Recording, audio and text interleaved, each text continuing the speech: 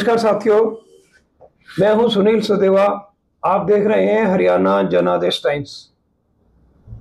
हरियाणा जनादेश कार्यालय में मैं मौजूद हूं। मेरे साथ हैं रणवीर चौधरी, किसी परिचय का मोहताज नहीं है।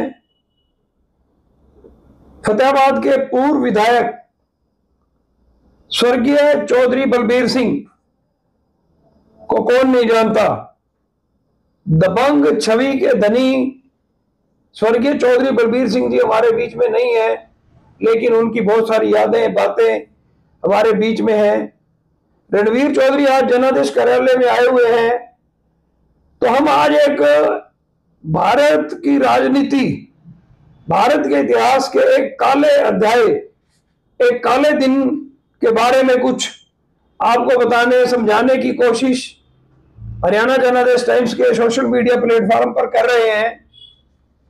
25 जून 1975, राजनीति की थोड़ी सी समझ रखने वाले, मेरी उम्र तक के भी लोग अच्छी तरह से जानते हैं कि 25 जून 1975 को क्या हुआ और 21 माह तक 1977 तक हमारे देश में क्या होता रहा, उसके बारे में हमें कुछ जानकारी जो कि रणवीर चौधरी जी ने अपनी आंखों से देखी, हमारे आदरणीय स्वर्गीय चौधरी बलबीर सिंह जी पूर्व विधायक ने इमरजेंसी के दौर में भुगती, उसके बारे में बताएंगे। रणवीर जी, हमारे हरियाणा जनादेश टाइम्स पर आपका स्वागत है। थोड़ा सा बताएं, आप इमरजेंसी के दौर को आपने बड़े करीब से देखा जी। तो जैसे 25 जून 1975 को तत्कालीन प्रधानमंत्री इंदिरा गांधी ने रायबरेली चुनाव को लेकर आए फैसले के बाद देश में इमरजेंसी लगा दी और सारी शक्तियां प्रधानमंत्री के हाथों से ले ली, प्रधानमंत्री के हाथों में अपना कैद कर ली और देश में लगभग 21 महीने तक कोई शासन नहीं था, एक तानाशाह सरकार थी। उसके बारे में कोई जानकारी दीजिए।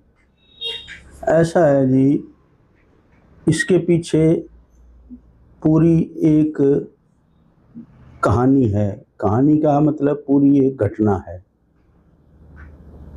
1974 में, जो उसकी पृष्ठभूमि बता रहा हूँ, 1974 में बिहार और गुजरात में कांग्रेस की सरकारें इतनी निरंकुश हो गई कि वहाँ बहुत बड़ा छात्रों का जन आंदोलन खड़ा हो गया।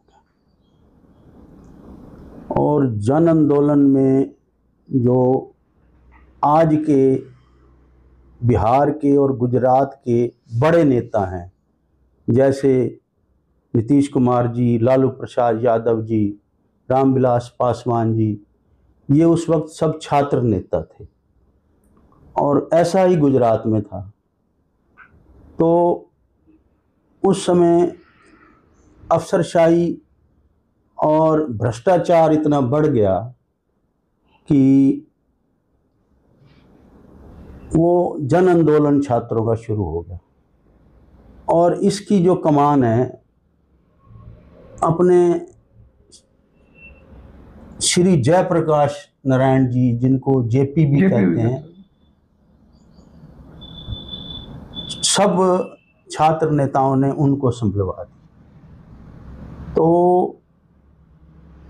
उनके नेतृत्व में ये सारा आंदोलन शुरू हुआ और 25 जून दोपहर रामलीला मैदान दिल्ली में उन्होंने एक जनसभा की बहुत बड़ी, जिसमें सभी छात्र नेता, विपक्ष के नेता और सब इकट्ठे हो गए, जिससे कांग्रेस पार्टी में खलबली मच गई।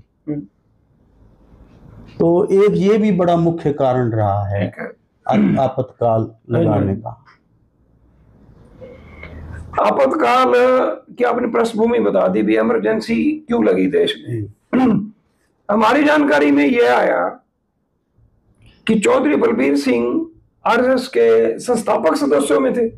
आरएसएस के नहीं, भारतीय जनसंघ के। उस टाइम जनसंघ था। हाँ जी, भारतीय जनसंघ और आरएसएस अलग थे। अलग। आरएसएस एक अलग से स्वयंसेवी जनसंघ राजनीतिक दल था एक। हाँ, भारतीय जनसंघ। भारतीय जनसंघ। दीपक का चुनाव चिन्ह होता था उसका। ठीक है। और उसमें ये मतलब शुरू में ही जो यानी जब से 52-53 में पार्टी बनी तभी वो हिसार में सीएवी स्कूल में पढ़ा करते थे, तो तभी से वो इसमें रुचि रहने लग गए। तो उनकी आपातकाल में क्या भूमिका रही चौधरी बलबीर सिंह जी की? क्या भूमिका रही आपातकाल में? वो मतलब समसेवक संघ के समसेवक होते हुए और अपना राजनीति में होते हुए उनको मतलब आपातकाल में कई बार पुलिस ने पकड़ने की कोशिश की, परंतु संघ ने ये आदेश दिया हुआ था कि आपने यहाँ गिरफ्तार नहीं होना, आपको बड़ी जिम्मेवारी सौंपी है, आप उसके लिए अपने आप को तैयार कीजिए। तो इसलिए ये सबसे बड़ा सत्याग्रह हिंदुस्तान में था हिसार में। ठीक है। 19 मार्च 1976 को। ठीक है। तो उसमें उस समय के विभाग प्रचारक, हमारे संघ में विभाग बोलते हैं, 3 जिलों के जो प्रचारक होते हैं उसको विभाग कहते हैं। उस समय के विभाग प्रचारक श्रीमान जगदीश मित्तल थे। ठीक है। तो संघ की तरफ से ये आदेश आया कि जिन जिन कार्यकर्ताओं को ये कहा गया था कि वो अंडरग्राउंड हो जाएं, उनको अब बुलाया जाए। तो उस वक्त इमरजेंसी के होते हुए अपना बहुत ही जो है ना सीआईडी और इस प्रकार की चीज़ें होती थी, इस प्रकार की चीज़ें होती थी कि जल्दी आसानी से कोई निकल नहीं सकता था।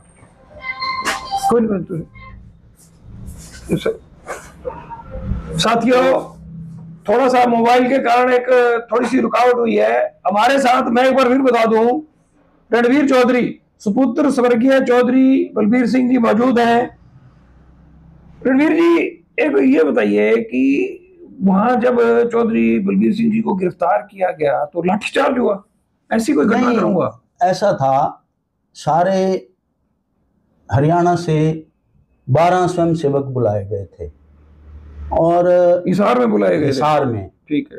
तो मैं भी पिताजी के साथ गया, क्योंकि उनका सामान एयर बैग मुझे आज भी याद है, जो एयर बैग होता था और हरे से रंग का जिस पे बोइंग 707 लिखा रहता था। ठीक है। वो एयर बैग और एक शाल मेरे पास थी। ठीक है। तो उन्होंने मुझे अपने से 3-4 लाइन पीछे बिठा दिया। ठीक है। तो ये योजना बनी मधुबन पार्क हिसार में कि विभाग प्रचारक श्रीमान जगदीश मित्तल जी ने उनको कहा कि ये ऐसा आंदोलन है, हो सकता है कि राख भी आपके घरों में ना आए, आपको 2 घंटे का सोचने का वक्त दिया जाता है। 12 में से 4 स्वयंसेवक पीछे हट गए, 8 स्वयंसेवक कायम रहे और उसकी कमान जो है मेरे पिताजी को सौंपी गई। ठीक है।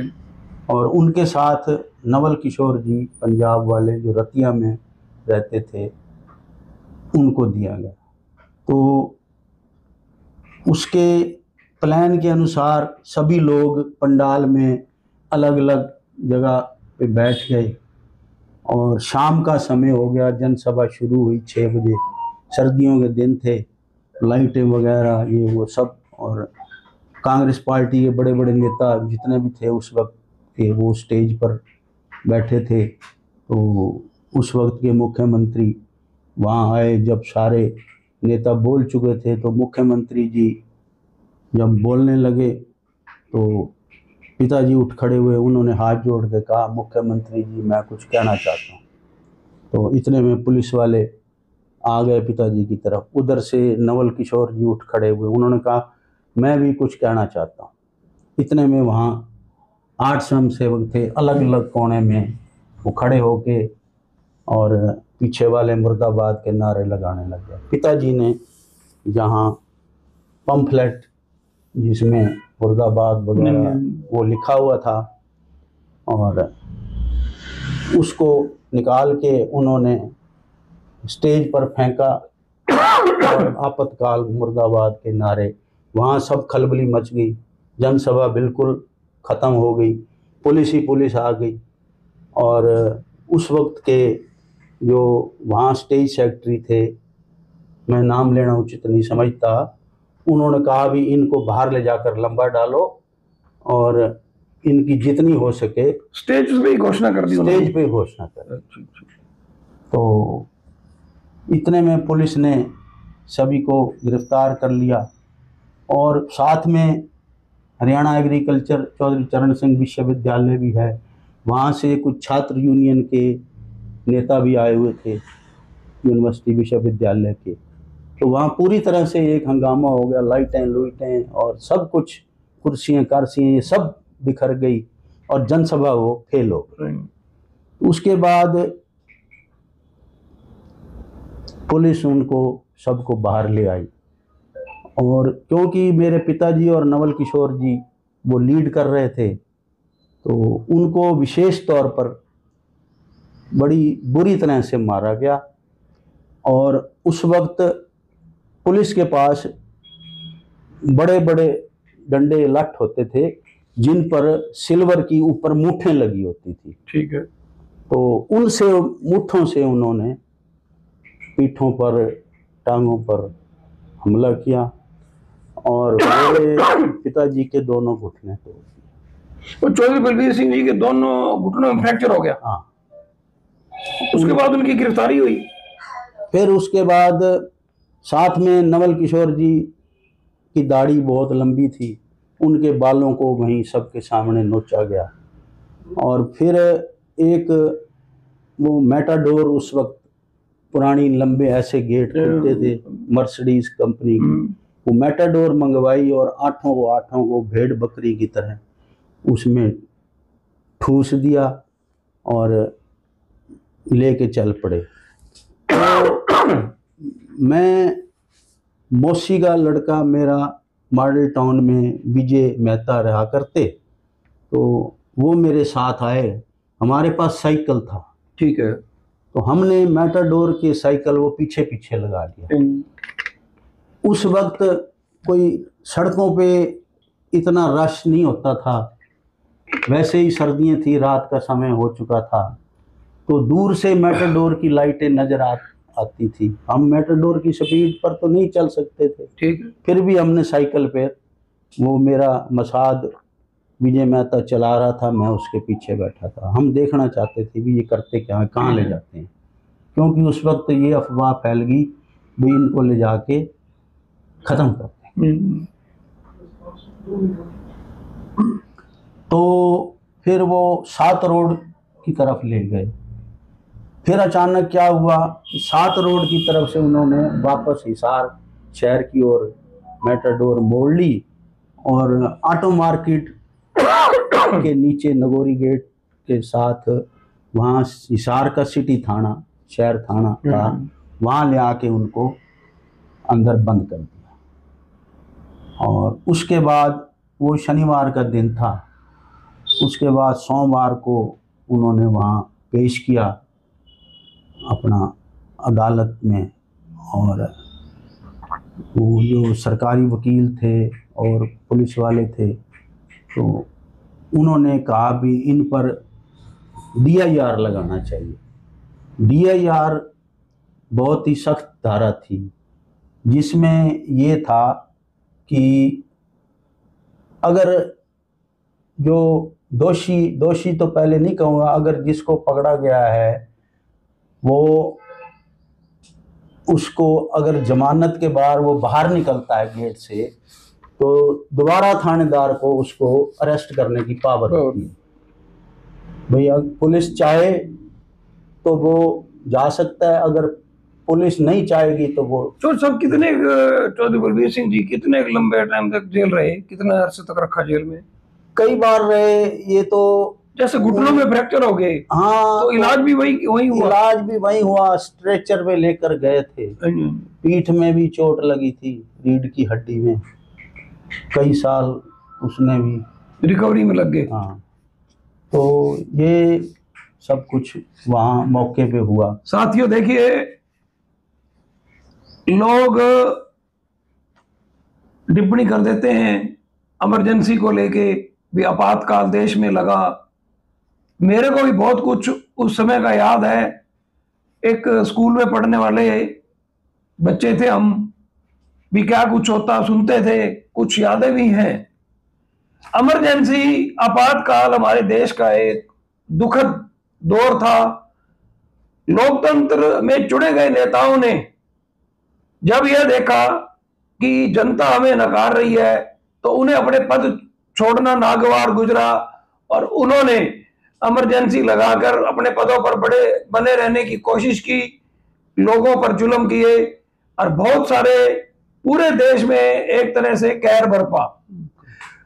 रणवीर जी, चौधरी बलबीर सिंह जब विधायक बने जी, दिसंबर 87 का चुनाव था वो?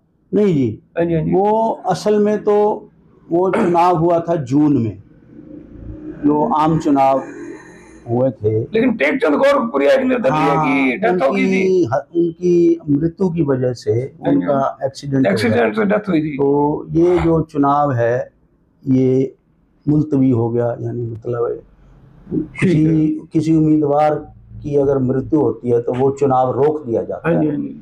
तो इसलिए ये चुनाव नवंबर में हुआ, नवंबर 1987 में हुआ। चौधरी बलबीर सिंह भारतीय जनता पार्टी के प्रत्याशी, भारतीय जनता पार्टी के कमल। साथियों, मैं आपको बता दूं कि लोकदल और भाजपा का गठबंधन था। जून में भाजपा और लोकदल गठबंधन को 85 सीटों पर जीत मिली थी, मात्र 5 सीटें ही कांग्रेस को मिली थी।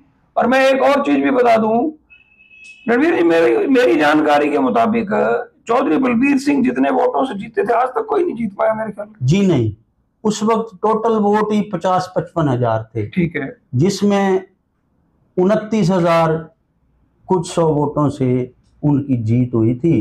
कांग्रेस तीसरे नंबर पे रही थी, 9,000 के लगभग वोट थे। और मार्क्सवादी कम्युनिस्ट पार्टी के पृथ्वी सिंह गोरखपुरिया दूसरे नंबर पे रहे। पृथ्वी सिंह गोरखपुरिया 14,000 वोट। कांग्रेस के उम्मीदवार कौन थे उसमें? उसमें कांग्रेस के उम्मीदवार मेरे सके मामा चौधरी कृष्ण। साथियों देखिए, एक बात और निकल कर भी आई। आपातकाल को रणवीर जी ने अपनी आंखों से देखा। जिस परिवार में जिनके मुखिया जो कि एक भारतीय जनसंघ के लीडर थे, उन्होंने भुगता, उनके दोनों घुटने तोड़ दिए गए। परिवार ने भी उस मानसिक यंत्रणाओं को सहा, झेला और उसके बावजूद भी चौधरी बलबीर सिंह एक दबंग नेता के तौर पर अपनी पहचान रखते थे। मैं आपको एक चीज बता दूं, मैंने भी देखा चौधरी बलबीर सिंह जी की राजनीति। मैं पत्रकार बन चुका था, मेरे ज्वार चौक के आयोजनों में भी आते थे, मेरे भी रिश्तेदार हैं, मेरे भी रिश्ते में मौसा लगते हैं। तो मैंने बड़े करीब से उनकी राजनीति को देखा है। एक दबंग पंजाबी लीडर थे।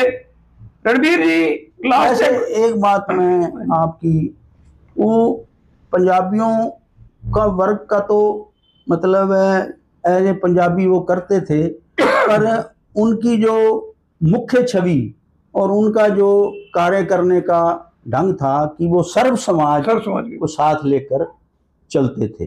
मैं दलित समुदाय के लोग तो बहुत सारे आपकी कोठी देखता था, बैठे रहते थे। कभी भी उन्होंने अपने ऊपर सिर्फ पंजाबियों के लिए ये करना है उसका, ये ठीक है कि उन्होंने पंजाबियों के लिए बहुत कुछ किया है और समाजों के लिए भी, सर्व समाज के लिए करते रहे वो।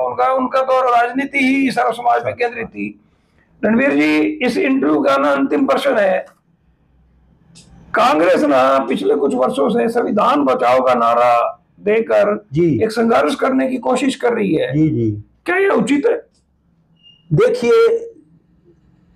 इसलिए मैं जो है ना आज की पीढ़ी को ये बताने के लिए आया हूँ, क्योंकि आजकल इंटरनेट, सोशल मीडिया और मोबाइल का ज़माना है, तो नई युवा पीढ़ी इसको देखती है। तो इसलिए मैं आज विशेष तौर पर आपके पास आया हूँ।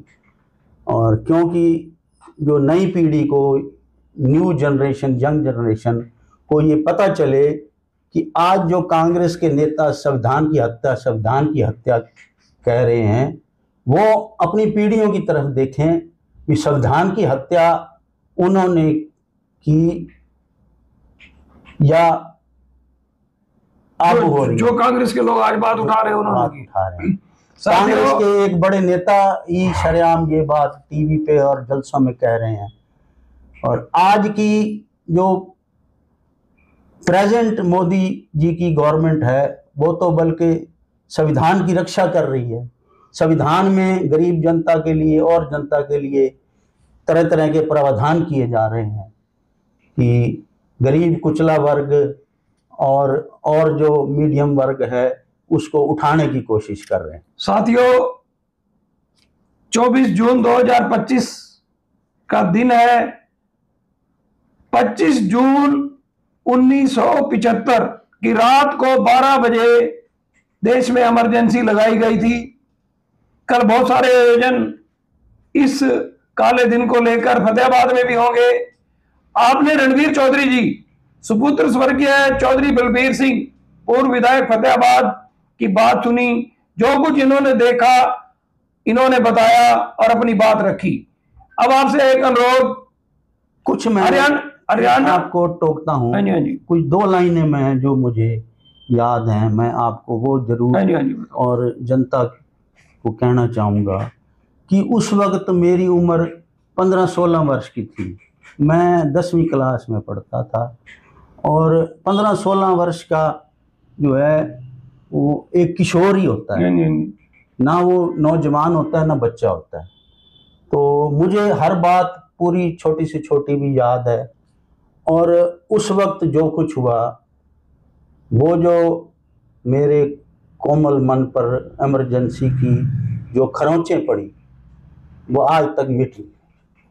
साथियों देखिए, मैंने पहले भी कहा था कि इस तरह के जब एक तो अपराध आदमी करता है सजा भुगतता है, स्वाभाविक है, कानून से ऊपर कुछ नहीं है। आपने अपराध किया है सजा भुगतनी पड़ेगी। चौधरी बलबीर सिंह तो जनता की लड़ाई लड़ते थे, देश के कानून की रक्षा की लड़ाई लड़ते थे।